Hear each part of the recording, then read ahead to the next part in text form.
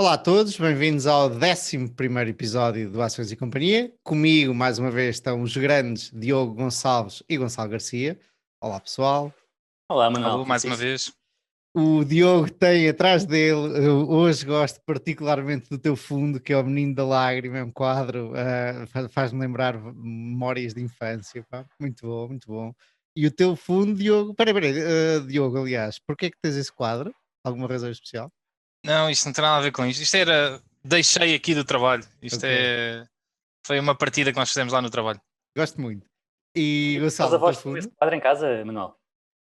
Acho que não eram os meus avós, mas alguma tia-avó minha tinha. Opá, e eu lembro-me de várias casas onde fui quando era pequenino, se calhar de avós de amigos ou assim, terem o grande menino da lágrima. Era conhecidíssimo. Olha, eu hoje vou falar sobre compounders escondidos, daí estar aqui um swag por trás de mim com um molho de notas, lá está, escondido. Muito bom, muito bom. Muito bom essa. Diogo, o teu tema de hoje é? Hoje sou eu a fazer um bocado de mixórdia de temas, né? Porque não tenho assim um tema muito definido. Eu Mixórdia vou. de temáticas. Sim, vou trazer aqui um artigo do Matt Levine que fala sobre um problema que está a acontecer devido a cada vez mais pessoas estarem a indexar. Aí depois eu falo de vários temas do dia a dia, Uhum, vamos bater uhum. a mítica compra da Alibaba pela parte do Charlie Munger, que nós estamos agora a falar antes de começar. Até podemos começar com isso. Ah, O meu tema é eroding modes, ou modes que desapareceram, ou empresas que tinham um mode e que, entretanto, perderam o mode. Eu acho que podemos começar com o Gonçalo, mas antes do Gonçalo, estávamos aqui em off a falar sobre exatamente o grande Charlie Munger e a Alibaba. E a dúvida aqui está, porque o Charlie Munger comprou, o Rob Vinal também comprou. Um de vocês estava a dizer que eles já andam a cheirar a China há bastante tempo, e acho que era o Gonçalo que estava a perguntar se isto não será um bocadinho de anchoring bias ou anchorage bias, que estavam a ver o valor da ação mais alto do que está agora e agora aproveitaram. Eu não acredito nessa, isso é parte da equação, Gonçalo, mas eu não acredito que seja, obviamente, e tu também não, acho eu, que seja só essa a razão, porque estamos a falar do Charlie Munger, não é? Eu acredito que estes tipos já andassem a ver aquilo há muito tempo, e o Charlie Munger tem ali luz sempre, acho eu, pela China, um, e diria eu que já andavam a ver há muito tempo, tiveram paciência, sabiam que queriam comprar, e agora provavelmente chegou ao preço a que eles estão contentes. Certo, mas o preço que está agora é o preço que estava a meio do ano passado. Em O junho. Charlie Munger demorou um ano mas, Não, mas, mas muita coisa mudou. Muita coisa exato. mudou. O que aconteceu é que o Alibaba se caiu um bocadinho saiu das graças do Partido Comunista Chinês. Não é? Tentou fazer um IPO da Ant que não foi para a frente à última da hora. Já tinham o prospecto cá fora, já tinham o preço feito. E a regulação dos pagamentos mudou, então eles tiveram de tirar o IPO. Isso teve um impacto significativo no preço da ação. E não te podes esquecer que a Alibaba é uma empresa que está a crescer a 30, 40% ao ano. Portanto, estar ao mesmo preço que estava há um ano e meio ou 2 anos significa que está muito mais atrativo agora, não é, do que estava há 2 anos. Exatamente, ela não está mais abaixo porque os fundamentais mudaram, foi por causa do susto do governo chinês, se não estou enganado, acho que foi só a maior razão. Sim, eu acho que há muita coisa. Agora também tenho estado a ver. Eu acho que há muita coisa negativa em cima da Alibaba neste momento. Acho que está a ser uma empresa muito odiada na China neste contexto. É nessas alturas, não é? Não é ser um Exatamente, exatamente. contrarian. Ainda assim o Gonçalo acha que está muito alto o preço, é isso? Não, eu não tive tempo para analisar, ou pelo menos não analisei o quanto gostaria. Mas, claro, eles então o Rob Vinal, que segue empresas durante anos e anos antes de tomar a decisão de compra, a estar melhor informado do que eu. E o Charlie Munger não? E o Charlie Munger também. E o Charlie, assim, que faz compras de década a década e já não fazia uma compra usando o Daily Journal há bastante tempo. O Sim, gajo, o tipo eu acho. vendeu a BYD, a dos carros elétricos, Build Your Dreams, e Vendeu? provavelmente vendeu uma parte e para comprar, suponho eu que para comprar isto, ou aproveitou o dinheiro da venda da BYD para comprar isto. O mais estranho é. Aliás, eu acho que a única coisa estranha aqui é ele ter feito isto pelo Daily Journal, não é? Portanto, ele já tem vários investimentos na China há muito tempo, principalmente pela parceria com o Li Luna. Agora, ter feito pelo Daily Journal é Se que é calhar estranho. porque tinha o dinheiro da BYD, talvez. Sim. E outro ponto interessante, se nos metemos na pele de Charlie, é que ele tem 97 anos. E pensar a longo prazo com 97 anos, certamente eu não penso como ele, nem tenho a capacidade de raciocínio que ele tem e tudo mais. Mas a mim, gostaria muito de pensar a longo prazo.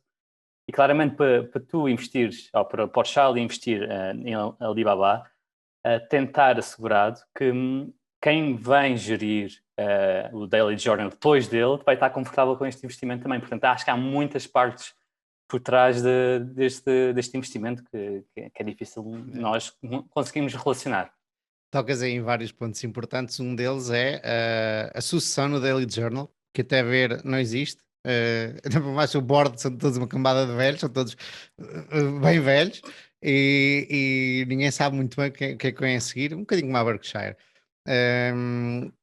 Outra coisa é, e tocaste nesse ponto, o que é que um tipo de 97 anos pensa? Tipo, se tu pensas a longo prazo, ele já não vai ver os benefícios disso, não vão ser para ele, obviamente, vão ser para os outros, para os futuros ou para os outros shareholders do Daily Journal. E eu às vezes fico a pensar que, tanto ele como o Buffett, eu penso do Buffett, depois de morrer, podia fazer uma piada, sabes, do género. Por exemplo, eu tenho sempre este sonho que o Buffett, há uns tempos atrás, disse que conseguia fazer 50% ao ano se tivesse a gerir só 1 milhão. Eu adorava que ele, nesse dia, que já foi há uns anos, tivesse mesmo feito metido 1 milhão e a partir daí tivesse sempre com esse milhão a ver o que é que teria, ok? Isto em segredo, e depois que o viesse desvendar depois da morte, deixasse meninos, olha o que eu consegui fazer com o milhão. O problema disso é que isso ia ocupar imenso tempo e É. ele não ia estar focado na Berkshire. Opa, o gajo estar tem focado tempo. nisso. O gajo tem tempo porque não lhe aparece nada para os bilhões que ele tem. O gajo não, estou a brincar, mas tem tempo, é menos, sei lá, é menos um livro que lê ou qualquer coisa assim. Já não viaja tanto, há de arranjar tempo para fazer isso. É o Buffett.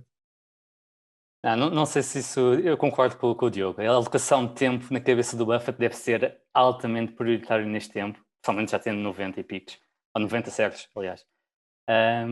Portanto, ele não ia fazer isso só para depois deixar provar que eu consigo fazer 50% ao ano com um milhão. Eu não estou a dizer, isto são tipo cartoons que me aparecem na cabeça. Imagina o que eu adorava ver isso, eu adorava ver quais são. O que é que ele iria comprar se só tivesse 1 milhão? Eu adorava, mas infelizmente acho que não é provável. Eu tenho a certeza que ele iria comprar e vender muito mais rapidamente. Não há outra maneira para ter retornos superiores a 50%. Ele disse ele falou um bocadinho sobre isso. Ele disse que iria sobretudo fazer arbitragens. Portanto, fazendo arbitragens, lá está, tenta aumentar muito a rotação da carteira. E há várias formas de fazer arbitragens, não é? Portanto, a mais óbvia é pensar em merger arbs, não é? de arbitragens de equipas e de empresas que se vão fundir. Mas outras formas é pensar também em spin-offs, fazer arbitragens de avaliação e de sum of the parts e afins. Mas todas essas estratégias realmente envolvem uma rotação muito maior do que ele tem na Berkshire. Se tu pudesses comprar holdings inteiras, não é? E depois separá-las todas, sabes que elas estão a desconto e depois andar ali. É um bocado como ele fez ao início com as NetNet, não é? Já que eles não sabem gerar valor, eu compro isto e liquido e pego o dinheiro de lá. Mas para isso precisavas mais do que 1 milhão, provavelmente. Exato. Eu imagino isto e como estava a dizer, um cartoon, e imagino o Charlie Munger a ligar ao Buffett e agora vamos tipo a rir, vamos ver a cara deles de eu ter comprado a Alibaba, vamos ver quantos fundos vão entrar na Alibaba depois desta notícia, só pelo gozo. Obviamente que isto não acontece, mas são coisas que passam pela minha cabeça. Tu fizeste aí um bom comentário, Gonçalo, que pode ser a introdução já para o teu tema. Que são spin-offs e dinheirinho escondido que não se vê até se ver. Fala-nos um bocadinho, conta-nos o que é que nos traz hoje.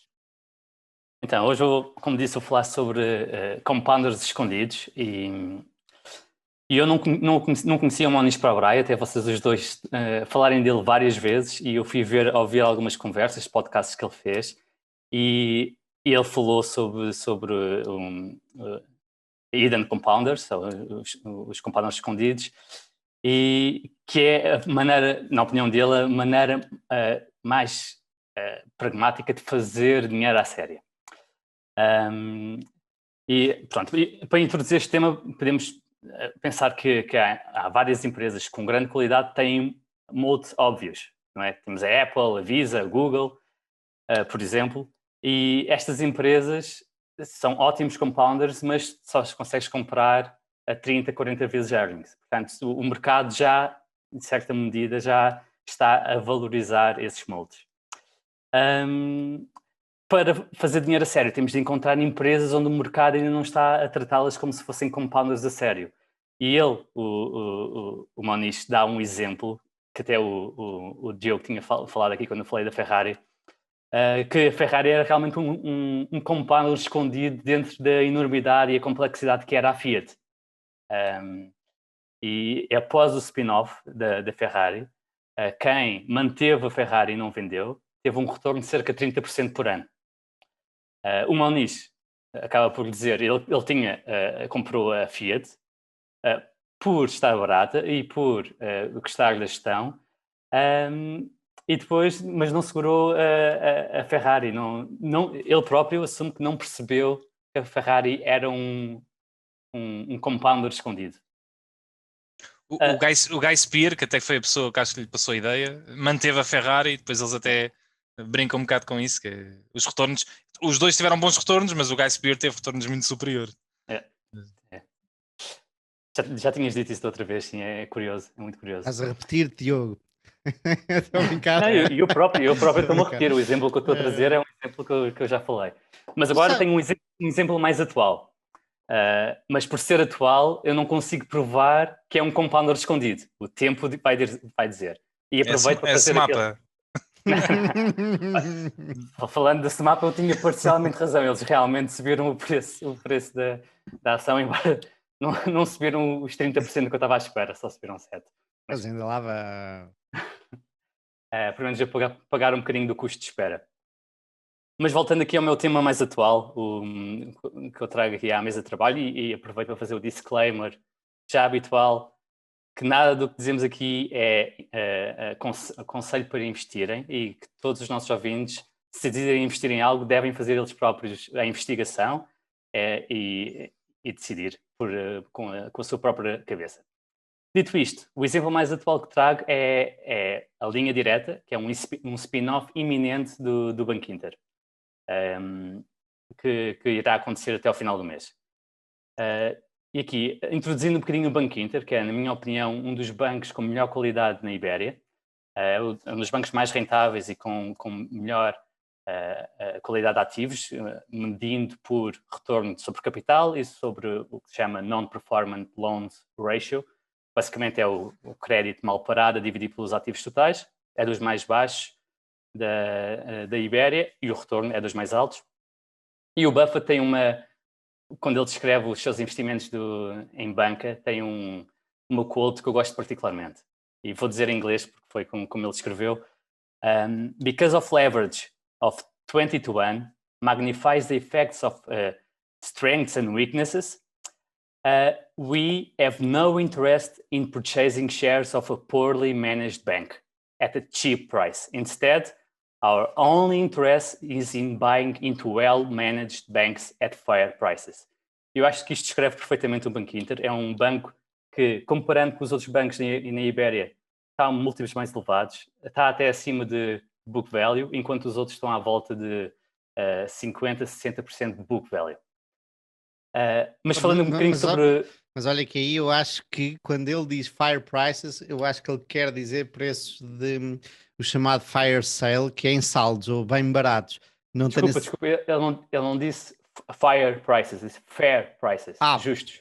Sorry, muito bem.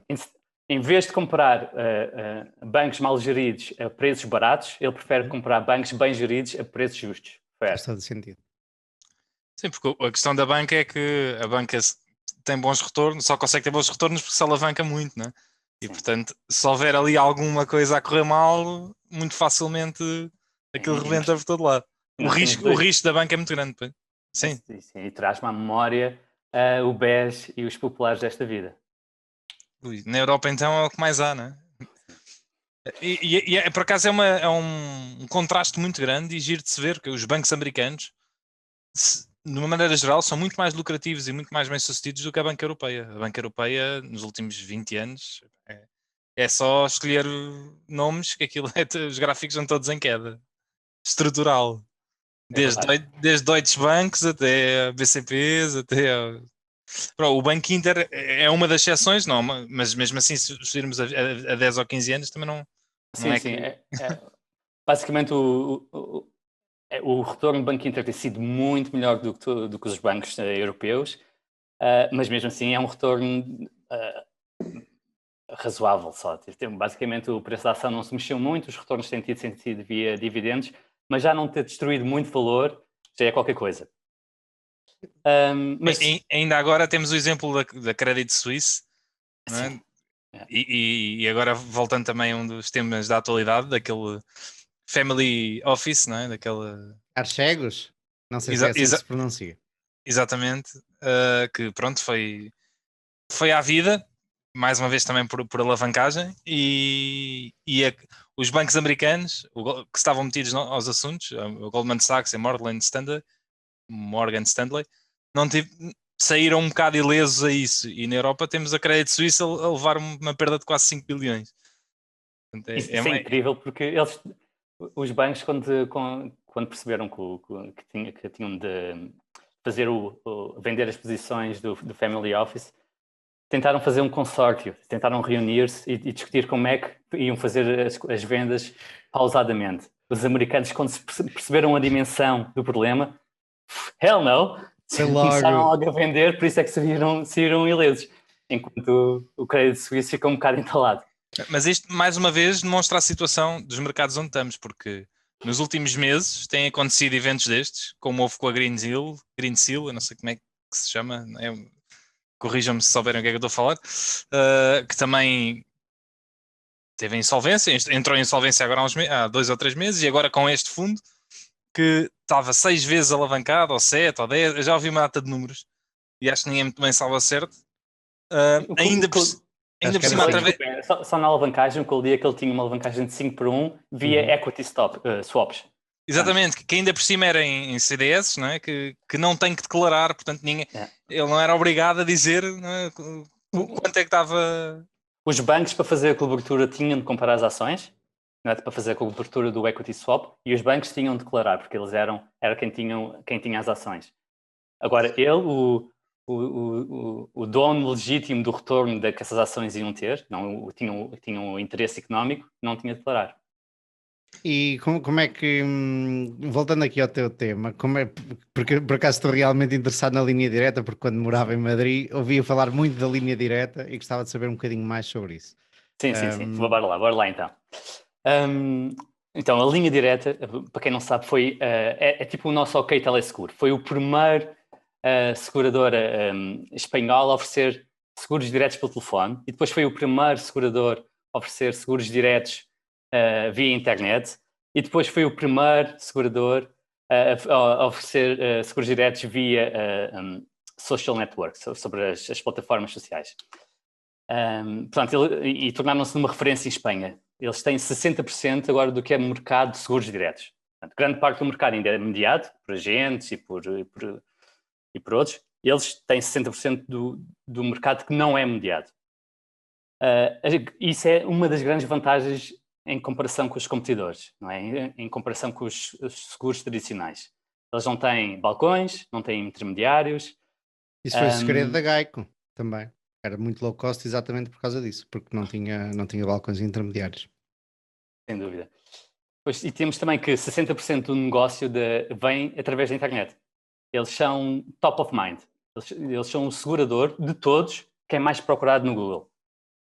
Pá, eu lembro-me de ver televisão em Madrid e estar sempre a ouvir falar da linha direta, portanto, é tipo a Marta da Teleseguro, como dizias. Sim, exatamente. e eles têm outros detalhes deliciosos que eu posso entrar neles depois tivemos um bocadinho mais tempo, mas basicamente o que faz eles terem estas vantagens competitivas é que têm o que é chamado um combine ratio, que é como se avalia a eficiência dos seguros, basicamente vende todas as claims, todos os custos que eles têm com as apólices e todos os custos estruturais Operacionais. do custo pessoal e afins, e tem o melhor da indústria espanhola. Portanto, tem cerca de 85%, 86%, enquanto os peers têm cerca de 90%, 95%. Isto faz com que eles, e ao mesmo tempo, oferecem apólices de seguro que são 10% mais baratas do que a concorrência. Portanto, para além de serem 10% mais baratas, eles ainda têm um combine ratio mais baixo. E o que é que isto faz? Faz que eles consigam crescer e conseguem crescer com retornos sobre capitais fantásticos, de cerca de 30%. O último ano até foi 35%, mas é das poucas empresas que são beneficiadas em tempos de crises económicas, porque em tempos de crises económicas nós andamos menos de carro. E se andamos menos de carro, temos menos acidentes, mas continuamos a pagar os seguros. Portanto, isto basicamente é um negócio anticíclico, altamente rentável, que cresce, não cresce a valores duplo dígito, mas tem crescido a cerca de 6% ao ano, mas cresce sem usar capital. Todo o capital que eles têm gerado tem sido distribuído em dividendos. Neste caso, tem sido ao Banco Inter, mas a partir de agora, como fazer o spin-off, vai ser aos acionistas do Banco Inter ou quem comprar em bolsa. Qual é a razão do spin-off? Basicamente, não há grandes sinergias entre ter uma seguradora direta e ter um banco. Não é? Nem sequer, porque o Banco Inter nem sequer vende os seguros da linha direta. E sabes como é que se tinham juntado? Ou foi criado dentro do banco? Isto foi uma parceria acho que foi com o Royal Bank of Scotland, já é uma parceria dos anos 2000, para fazer uma seguradora direta em Espanha.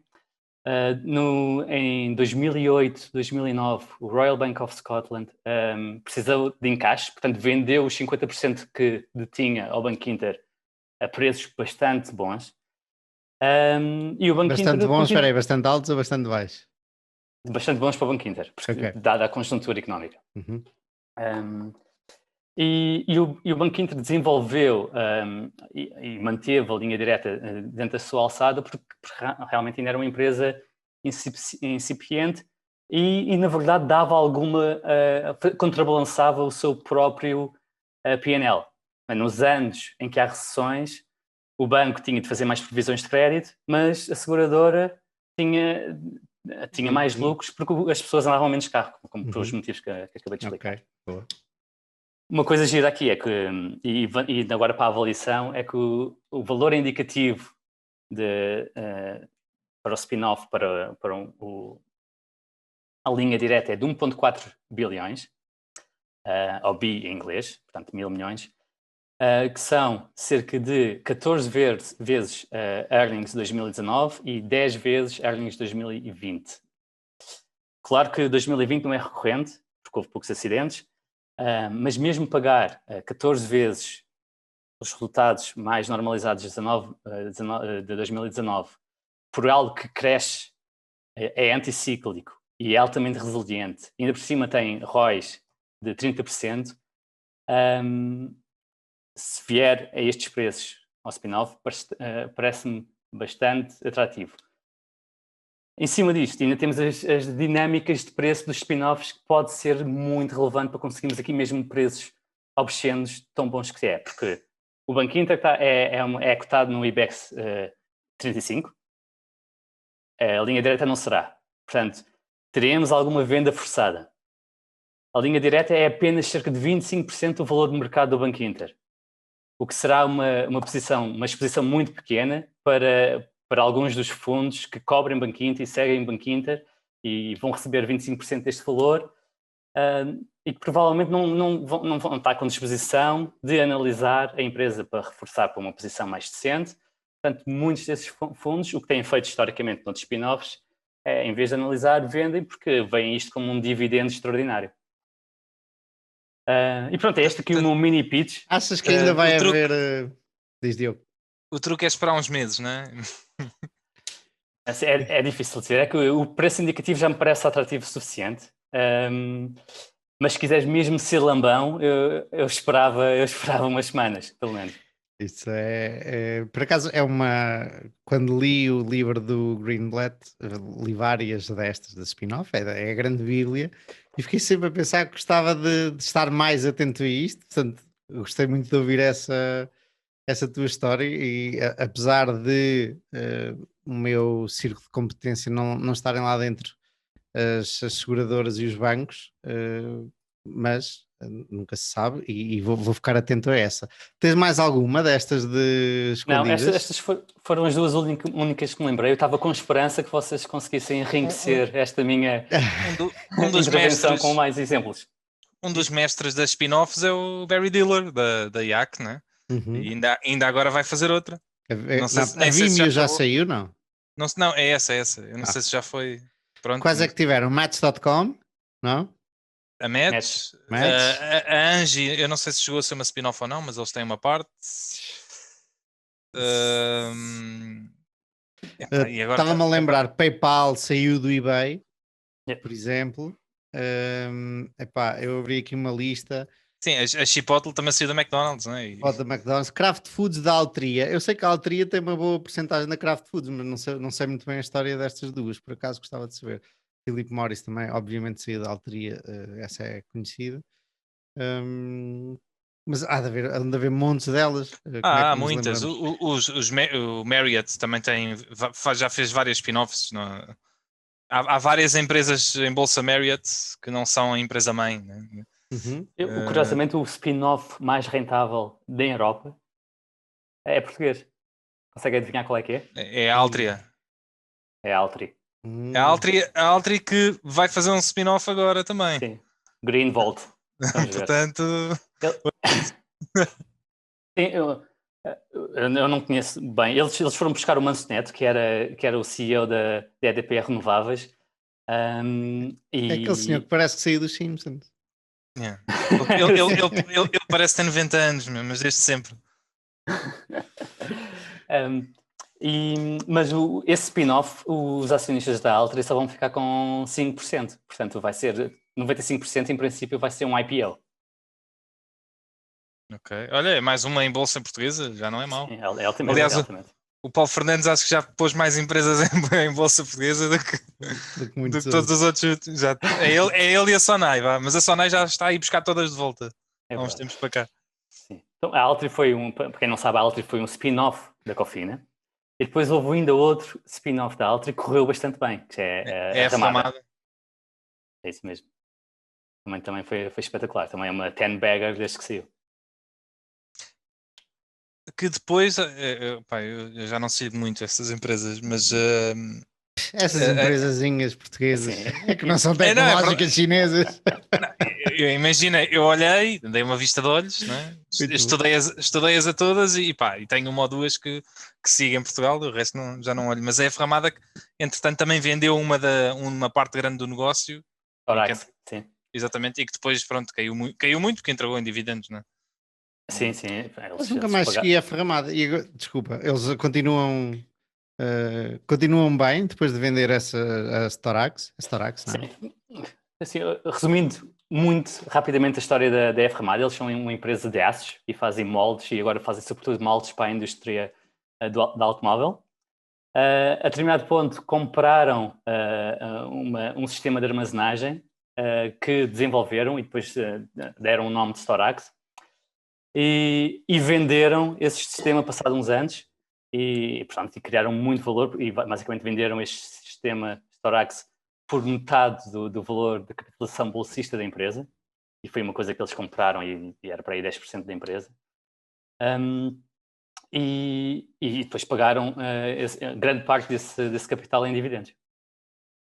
Pois, eu queria saber, e depois ainda compraram uma empresa de fios, cabos metálicos, arames, e gostava de saber, depois nunca mais segui, mas gostava de saber um bocadinho mais. Sim, essa empresa eles compraram pelo custo da dívida. Era uma empresa que entrou em nosso chamado PER, não é? Uhum. Do programa de...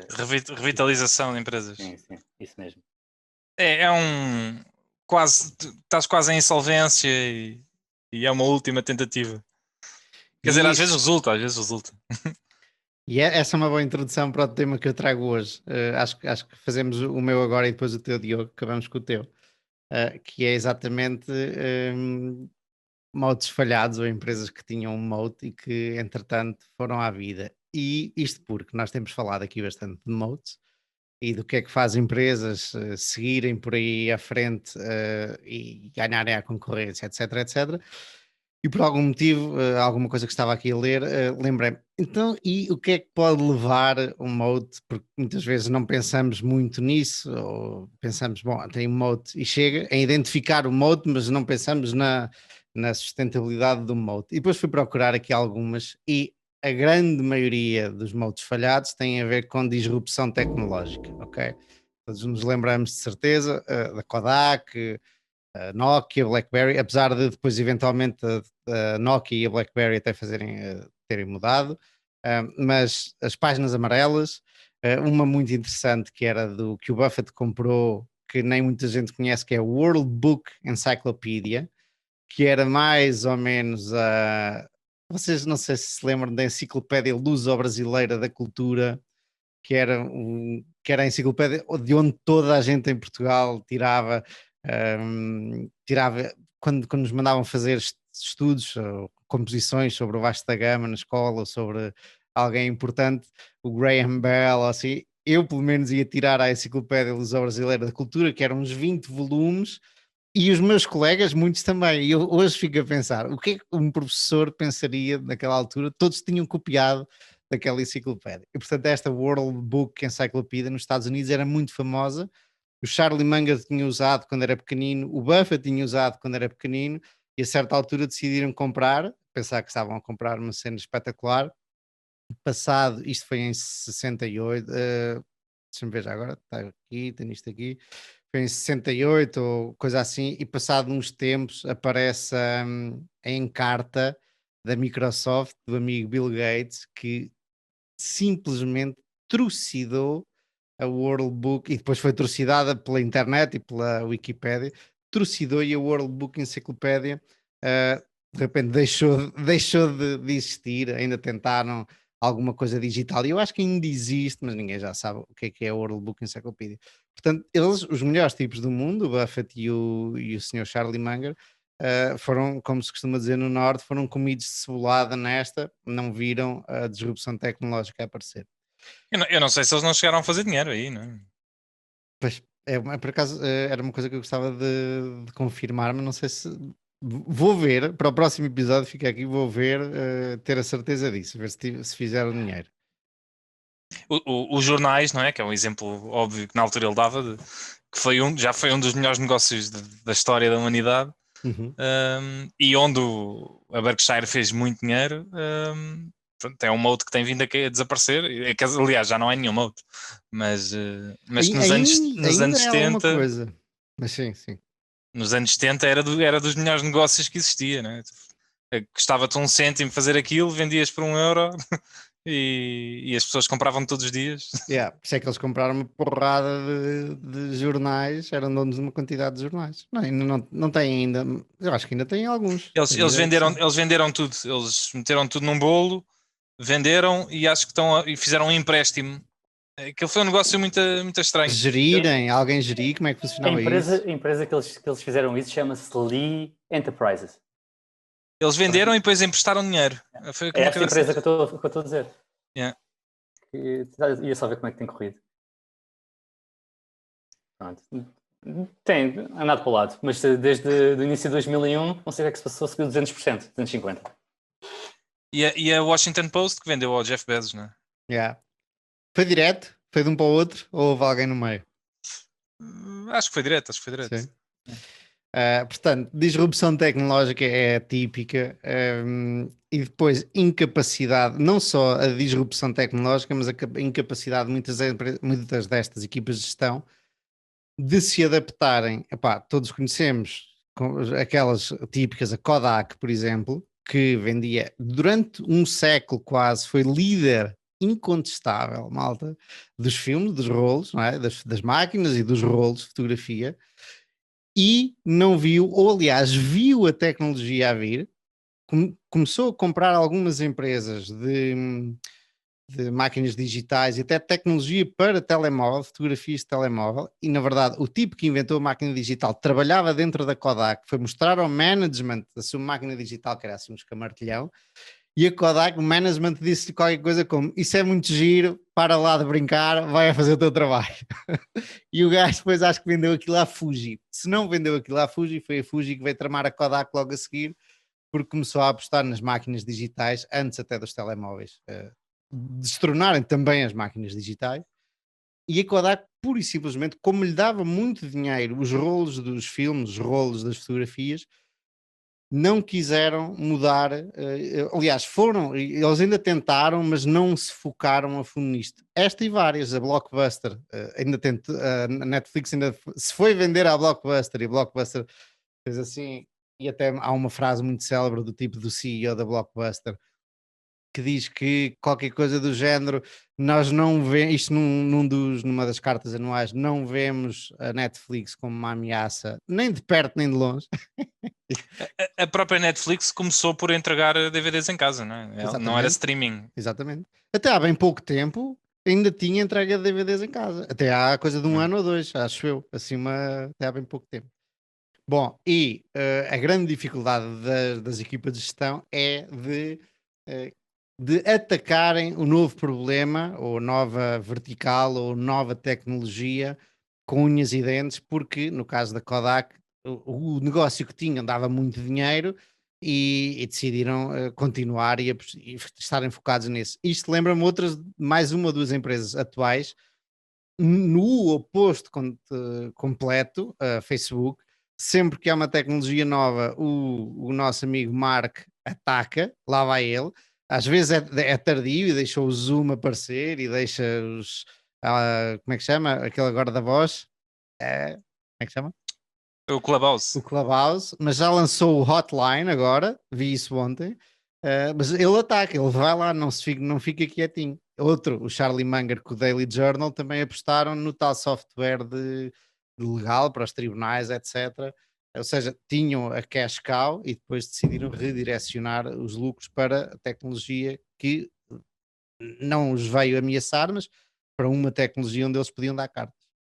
E ainda no Facebook, lembras qual foi o preço que eles pagaram pelo Instagram? 1 billion? Não, 19. Há uma que é 1 e outra que é 19. Acho que foi 2 billions. Mas foi à volta disso. E na altura era uma empresa sem receitas. E já viste o que é o que seria o Facebook agora sem ter o crescimento do Instagram? Mas tens toda a razão, mas o Instagram, se estivesse sozinho, também não queria, digo eu, não sabemos, não iria lá chegar. É curioso, foi perfeita, foi uma aquisição espetacular. É uma empresa sem receitas, mas que tu vias claramente como é que conseguias pôr receitas ali, não é? Aliás, eles provavelmente até já teriam falado com os clientes que iam gerar as receitas antes de... As sinergias foram brutais. Se houve negócio onde houve sinergias... Não é como uma empresa de carros, não é? Que está a dizer que vai fazer um carro a hidrogénio que na verdade ainda nem sequer tem a tecnologia para aquilo. Não é? Eles já tinham os clientes, não é? Eles já tinham as pessoas a ir lá, milhões de de utilizadores. Era fácil monetizar aquilo. Eu estou a perceber o que é que estás a dizer, mas em termos de não ter faturação, mas é... Agora parece ser um negócio óbvio e até parece que compraram aquilo barato, mas eu lembro-me na altura ler a notícia em tempo real, eu passo 2 bis por uma empresa sem receitas. Olha, a WhatsApp também não tem receitas neste momento e olha, se me oferecessem por 1 bilhão eu comprava. Eles compraram por 10. Mas lá está, a WhatsApp é muito mais valiosa dentro do ecossistema, como é também a Instagram, o Instagram, obviamente. Agora já deve ter receitas com o WhatsApp Pay no Brasil. No Brasil, Ainda não foi lançado. Passaram uma fase de regulação, mas ainda precisam de passar mais algumas. O que é que eu queria dizer? E ainda nos estamos a esquecer da realidade virtual e realidade aumentada, onde o Marco está a carregar à série, estão lá uns milhares de tipos a trabalhar, e ainda não é nada, e ele, não é só ele, mais empresas estão, mas ele claramente está na dianteira, e onde ele acredita, e um dia vamos dizer, isto era óbvio, não é? O problema da realidade virtual é que já se diz que vai acontecer há 10 anos, ou há 15, né? E anda-se a puxar com a barriga para a frente. Vai acontecer. Na verdade, a realidade virtual já está. A aumentada é que demora um Ah. bocadinho mais, não é? Sim, mas mesmo a realidade virtual já cá está, mas é um nicho de mercado, não Sim, é? é verdade. Não É é? verdade. Outras fontes de erosão de moat, dívida alta. Ok? Esta aqui é relativamente fácil. Não tenho nenhum exemplo, mas hão de haver muitos. A má gestão, que já falámos. E o Pedro Baldaia, no grupo do Facebook, no grupo aberto, falou-nos dos low cost producers que vêm destronar o poder instituído. E ele deu o exemplo dos ginásios, os ginásios low cost, claramente. As companhias aéreas, deu o exemplo da nossa TAP, é outro, claramente. Portanto, eu não sei Então, exatamente. Diz, Diogo. mas aí é porque não havia moat inicialmente, não é? Era aí que eu ia chegar. Não tenho a certeza de que havia moat nessas indústrias. O que é certo é que este novo moat veio substituir algum que pudesse ter havido antes. Eventualmente alguma companhia aérea podia ter rotas, ter um monopólio de algumas rotas, os ginásios podiam ter algum moat, mas sim, tens toda a razão. Um interessante, e por coincidência, estou a ler um livro de História de Portugal, porque considero que sei muito pouco, muito menos do que devia saber sobre história, e estava a ler sobre os descobrimentos e perguntei por que raio é que depois nós não conseguimos tornar-nos uma grande manter-nos uma grande potência. E uma das razões, e haverá muitas, obviamente, como acontece muitas vezes nestes casos, foi que nós fomos muito bons a expandir-nos, mas éramos muito poucos, não tínhamos uma classe mercantil, uma burguesia à séria, tínhamos o clero e alguma nobreza, e depois tínhamos o povo, obviamente, e a maior parte dos descobrimentos foram patrocinados pela nobreza, pela coroa, ok, com alguma ou com bastante iniciativa privada também, havia ali umas PPPs no meio, mas depois tínhamos montes de portos por esse mundo fora e não tínhamos população qualificada para aguentar os portos por esse mundo fora. E muitas vezes contratávamos estrangeiros, italianos, espanhóis, etc., que aprendiam connosco e depois viravam casacas e os holandeses começaram a ganhar terreno, os ingleses começaram a ganhar terreno e nós fomos perdendo essa vantagem competitiva, tínhamos o domínio das rotas no mundo, das rotas comerciais marítimas, e perdemos porque não tínhamos capacidade de as manter. E já nesse tempo, e isto é um tema recorrente, havia muita corrupção no povo português e não se cumpriam as regras todas do outro lado do planeta, o que é fácil de entender. Quem é que via um tipo a fazer uma asneira do outro lado do planeta? Ninguém via, não é? E o português é muito prestado a isso. Contra mim fala, obviamente, não é? Mas achei interessante a nossa incapacidade de manter o nosso império. E isto para resumir, para chegar ao fim, não, é uma conversa como muitas outras que nós temos, que não tem um fim, não é? Obviamente. Mas nós falamos muito de motes aqui, de saber identificar o mote, mas ainda mais importante do que identificar o mote é identificar a direção do mote, e eu acho que o Diogo uma vez já tinha referido isto, é identificar a direção do mote, se ele está a crescer e a ficar mais fundo e mais largo, ou se está a diminuir. E há alguns modos que nós não conseguimos de maneira nenhuma, especialmente nos dias de hoje, adivinhar o dia da manhã por causa da disrupção tecnológica, obviamente, mas o importante é ver para onde é que ele está a dirigir, mais do que tudo. Gonçalo, tu tinhas um outro engraçado que era a PT, que foi destruído. Sim, essa vai um bocadinho a linha das demasiado alavancadas, não é? Mas o mote da PT era basicamente um mote a ser assente de uma posição que partiu inicialmente como sendo muito polista, mas depois foi deixando de o ser, mas mesmo assim era uma posição de mercado dominante, e que mesmo esta posição de mercado dominante não foi suficiente para salvar a gestão de uma mistura de parvoíce gigante, também chamada de má alocação de capital. Primeiro, eles venderam a Vivo e reinvestiram grande parte do dinheiro na Oi. E a Oi foi à falência. Estas são duas empresas de telecom no Brasil. Depois fizeram um empréstimo grande à Rio Forte, que era a holding do Espírito Santo dedicada a ativos não bancários, portanto a ativos industriais, e esconderam este empréstimo grande como cash no balanço. Eu na altura fui ver, a ver se, deixa eu ver se eu que me acho tão esperto, vou tentar, eu consegui encontrar estes ativos de Rio Forte no balanço. E não consegui. Não estavam lá. E como é que isso se faz? Tinham muito cash. Eles tinham quase 1 bi em cash. E os auditores deixaram que eles não dissessem o que é que estava mesmo em cash. Tinha aplicações financeiras, de curto prazo, depósitos e não sei o quê. Mas não diziam que era papel comercial da Rio Forte. Exato, aquilo não era empréstimo a longo prazo, era um papel comercial, portanto... Sim.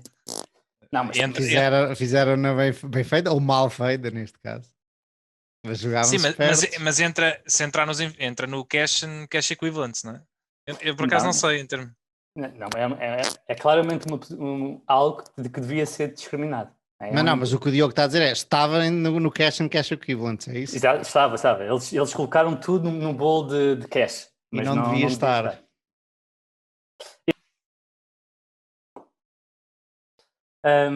Pronto, estava eu a dizer que estamos a falar de ter a Rio Forte, né, como cash e não... Mas eles depois fizeram um restatement quando isto foi, quando o BES foi à falência e o grupo Espírito Santo foi exposto. Eles fizeram um restatement a dizer, afinal temos isto e vamos ter este impairment e afins. Eu gostava de saber quem foi esse auditor que estava aí e que permitiu.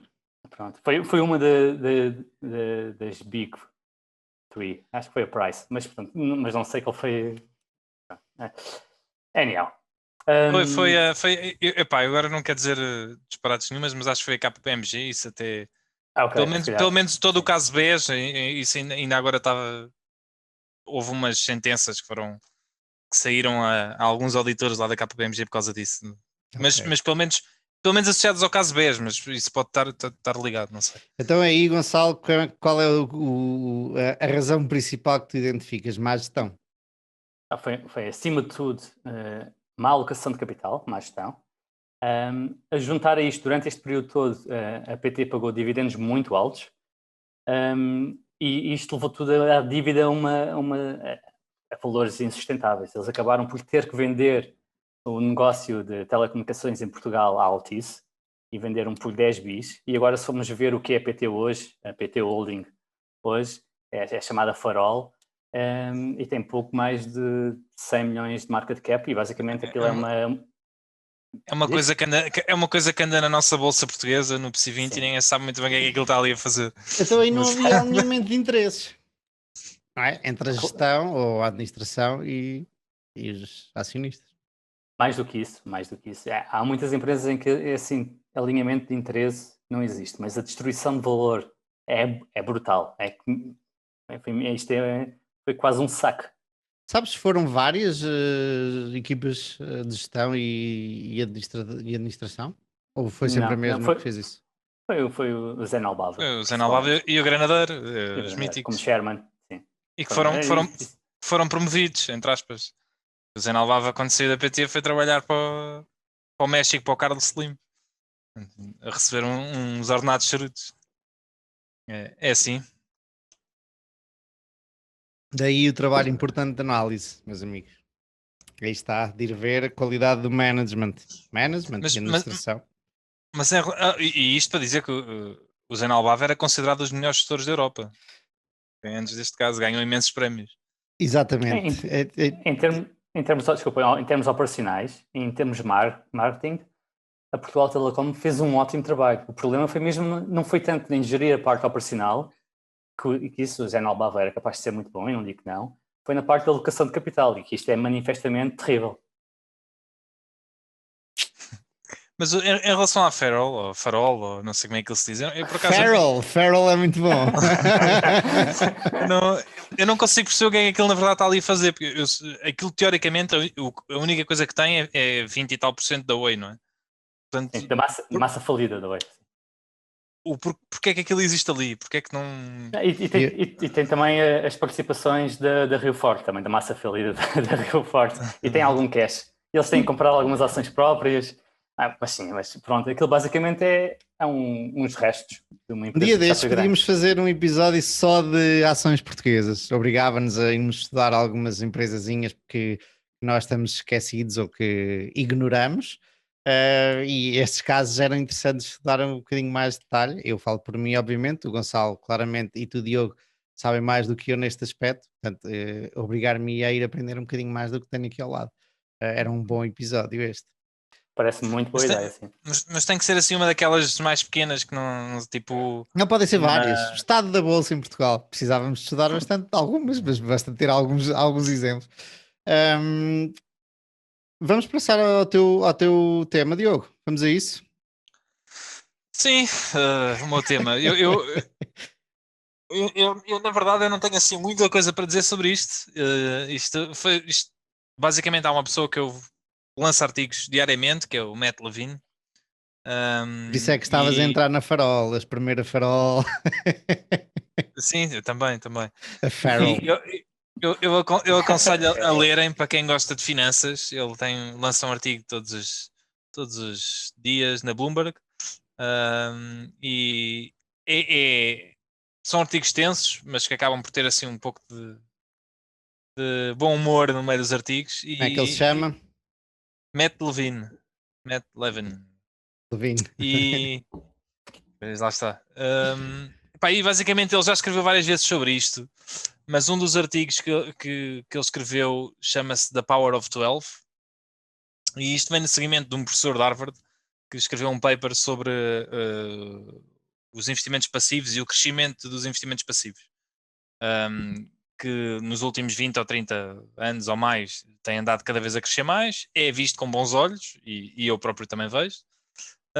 Mas ele remete lá uma questão que é se o investimento passivo crescer cada vez mais, e eu não sei em que valores é que está agora, eu já tinha ouvido falar que 60% ou 70% do capital já estava aplicado passivamente neste momento.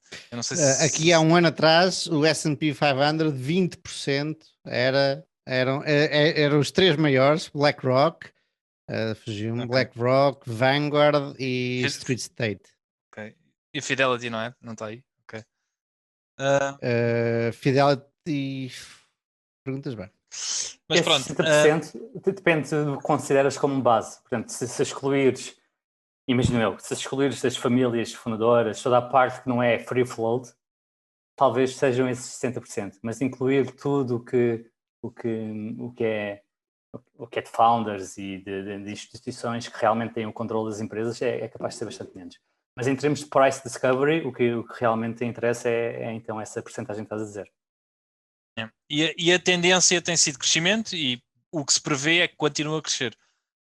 E o que ele estava a dizer é que se isto continuar assim durante muito mais anos, vai-se chegar a uma altura em que a maior parte das grandes empresas do mundo são todas detidas por toda a gente, não é? Por muitos investidores, mas que estão sobre a alçada de meia dúzia de gestores, não é? Que detêm a capacidade ativa de poder influenciar o futuro destas empresas, não é? Se a BlackRock e a Fidelity e a Vanguard elas detiverem 20% de todas as empresas, não é? Elas podem ter uma participação ativa, apesar dos investidores serem passivos, eles têm voto na matéria, não é? Nas Assembleias Gerais, e nem que sejam questões políticas, hoje em dia eles já têm muito voto, porque a BlackRock diz que quer que as empresas sigam mais o ESG, não é? Os fatores ambientais, que sejam mais amigos do clima, e que não vão investir neste tipo de empresas, e isso começa a ter um peso cada vez maior. E ele levanta lá várias questões. Uma das questões de ser esta questão do poder estar tipo preso a poucas pessoas, a meia dúzia, daí o chamado, a meia dúzia não, uma dúzia, daí o Power of 12. Outra questão que ele levanta é, então se nós temos um setor, que ele fala do setor das companhias aéreas, em que, lá está, há 3 companhias aéreas ou 4 nos Estados Unidos, e se cada uma destes fundos detém tipo 10 ou 15% destas companhias, não vai haver, não é do interesse deles que haja price competition, não é? Que eles podem quase alinhar-se ali como um cartel para manter as coisas como estão e não haver um disruptor que venha, ou um deles, para fazer pressão sobre as outras, porque eles controlam o mercado todo. E isto, obviamente, que não é bom. É bom para os investidores, não é? Que têm o capital investido, mas não é bom para o consumidor. Pronto, ele levanta lá uma série destas questões. Também não traz nenhuma, não diz nenhuma solução. Eu também não estou a ver muitas soluções para isto, mas é algo que à medida que estes investimentos passivos vão ganhando margem, se deve ter em conta. E depois outras questões levantadas, mas isto também não é só dele, é o facto de se está a perder muito o investimento ativo no sentido de ter influência na gestão das pessoas, porque se toda a gente é passiva, não é? As administrações também podem fazer o que querem, não é? E não dão justificações a ninguém, porque as pessoas também não estão interessadas em justificações. Enquanto se houver maior percentagem ativa, não é? As pessoas acabam por terem lá o dinheiro e seguirem aquilo e fazerem Esses alguma dois pontos pressão. estão em conflito, não? A questão aqui é estão e não estão. Eu percebo o que é que estás a dizer, mas a questão aqui é que teoricamente a BlackRock e os Fidelities desta vida não fazem nada, ou seja, eles não intervêm, não é? E portanto o que acontece neste momento é que as pessoas, há muito menos intervenção da parte dos acionistas e das administrações na gestão das empresas, mas, e isto é uma coisa má, mas a haver intervenção, essa intervenção é posta em meia dúzia de pessoas, têm o controle total. Portanto, as duas situações são más. Cada vez há menos e quem pode fazer alguma coisa cada vez tem mais poder porque só há meia dúzia de pessoas que podem fazer alguma coisa. Portanto, as duas situações são más. E pronto, e se isto continuar a acontecer, como é a expectativa, convém pensar nestes assuntos e convém tentar aqui arranjar algumas soluções para mitigar isto. É uma das más consequências de investir passivamente. Também tem que haver, não pode ser só coisas boas, não é? Tem que haver algum ponto negativo. Eu não pensei muito ainda sobre isto, é um tema que para mim é relativamente novo, ou é relativamente obviamente já o tinha ouvido falar que existe, até o Michael Burry vai dizer que é da opinião que existe uma bolha no investimento passivo, mas nunca me debrucei, nem nunca perdi muito tempo a aprender sobre isto, até tu trazeres este tema, dizeres que quis trazer este tema e ler esse artigo que mandaste e mais uma outra coisa. E por isso também não tenho assim a opinião mais formada do mundo, ainda não tenho suficiente informação para isso, mas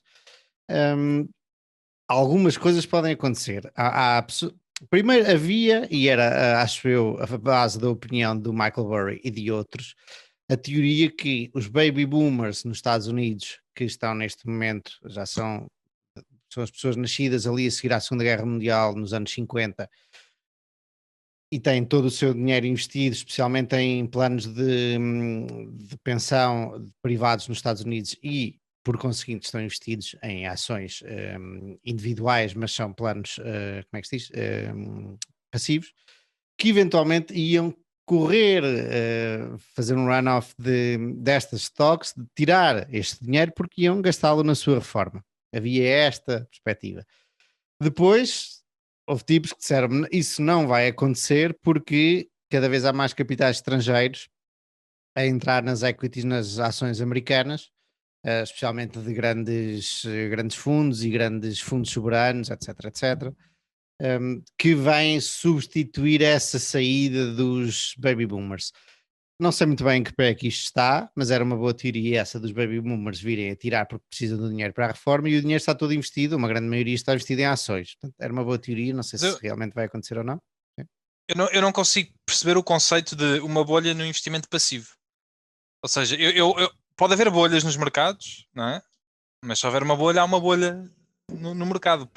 Dizer bolha no investimento passivo é um conceito que não me faz sentido. Porque o investimento passivo não é em todo o mercado, é só nos que está nas ações que estão em índice. Isto eu também não te sei dizer, eu não sou defensor de que haja uma bolha, como te digo, eu ainda tenho que saber mais sobre isto, mas acho que a teoria é esta, porque como é um investimento cego, ok, vai investir independentemente da valorização, e há vários investidores chamados value investors, sejam eles value ou growth, que acreditam que haja, se não uma bolha, haja aqui expectativas demasiado altas, porque a maior parte destas pessoas, e cada vez mais está na moda, o movimento FIRE, que nós conhecemos bem, de investir e saber que historicamente a Bolsa Americana tem dado 6 mais os 3%, tipo 9% ao ano, nos últimos 50, 60, 70 anos.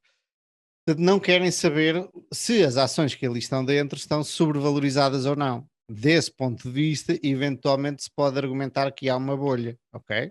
Que é uma coisa cega que não pensa.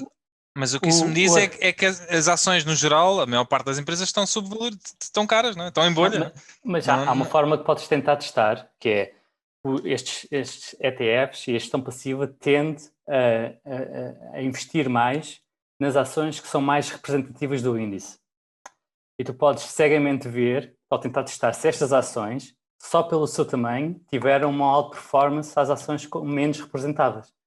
E realmente tiveram. E quem defende que há um género de uma bolha, defende que as large cap tiveram uma melhor performance, muito melhor performance do que a small cap, desde que...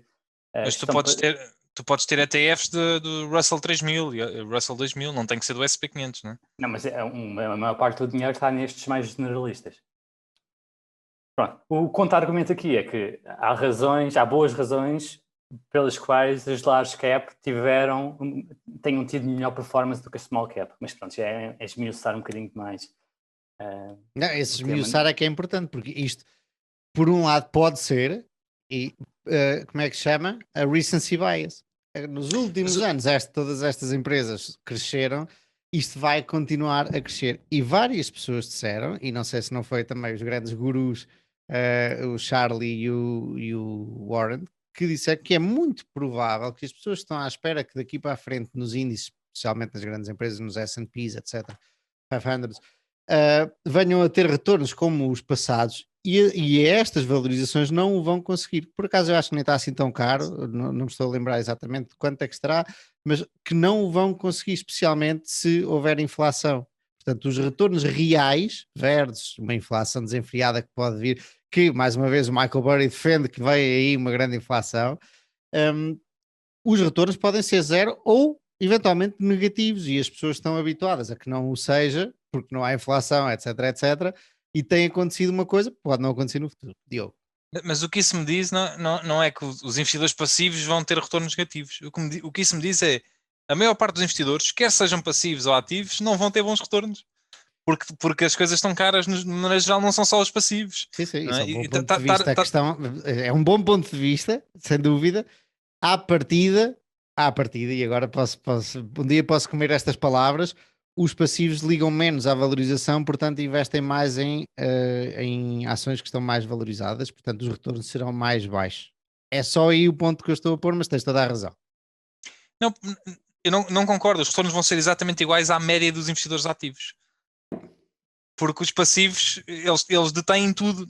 No fundo, imagina, isto é aquela história de, no mercado, toda a gente é detentora de tudo, não é? Portanto, todas as ações que existem pertencem a alguém. E os passivos, a única coisa que fazem é, eles espalham isso por todas, não é? Mas os ativos, há alguns ativos que vão ter bons retornos, mas há outros que também vão ter os piores. Sem dúvida. Que é para fazer a média, estás a perceber? Portanto, aí eu não concordo. O que me podes dizer é, em média está tudo muito caro e portanto os passivos não vão ter grandes lucros.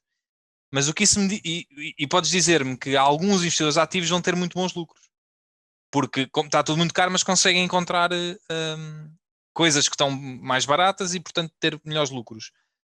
Mas em média os ativos também vão ter maus lucros. Ok, se acontecer, sim, o mercado anda todo junto, ok, sim. Portanto, agora, é verdade que em alturas em que o mercado está muito caro, não é? Se tu fores bom a escolher empresas, podes continuar a ter bons retornos, apesar de, no geral, os retornos não serem bons. E atenção, só que um disclaimer, que os bons retornos podem não ser propriamente positivos.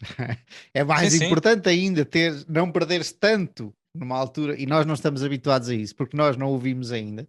Estamos a ver, nós, malta nova, estamos a viver um bull market desde que olhámos para a Bolsa pela primeira vez e nunca passámos por uma década de 70 com alta inflação e os preços a virem por aí abaixo. Portanto, há que pensar nisso, e eu acho que muita gente não estará a pensar nisso. Não quer dizer que eu vá ter melhores retornos que outras pessoas, é só um bom tema para pensar. Se o mercado cair 20% e tu ficares a zeros, tiveste um ano incrível. Exatamente. E é isso. É uma reflexão sobre investimento passivo. Eu acho que lá está. Que eu... Diz. eu continuo a achar que a maior parte das pessoas deve investir passivamente, independentemente disso. Investe passivamente a longo prazo. Se agora está caro e cair, vai continuar a comprar, e quando estiver mais barato, continuar a comprar, e quando estiver mais caro, continuar a comprar, e vice-versa.